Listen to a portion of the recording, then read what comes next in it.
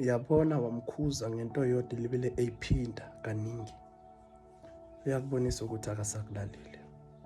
Uyakubonisa ukuthi akasakudingi kahle kahle empilweni yakho. Kahle kahle mfethu, kunezimpawu ezinye umuntu masengakuthandi. Uyazibona nawe.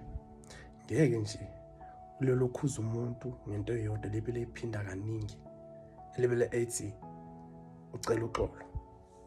Uzomxolela kuze kube nini umxolela. Uyakubonisa kahle kahle ukuthi akasakufuni, akasakuthandi.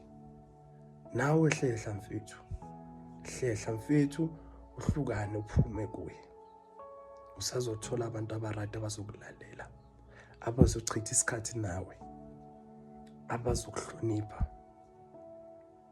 Phuma kulo muntu onjalo. Elebe ephinde iphutha kaningi, uyakubonisa ukuthi akasakuthandi fuka baba.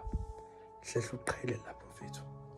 Kusase-early, usakubonisa ngezimpawu, akasakhulumi, ukubonisa ngezimpawu mfethu. Hlehla mfethu. Qhela mfuka baba.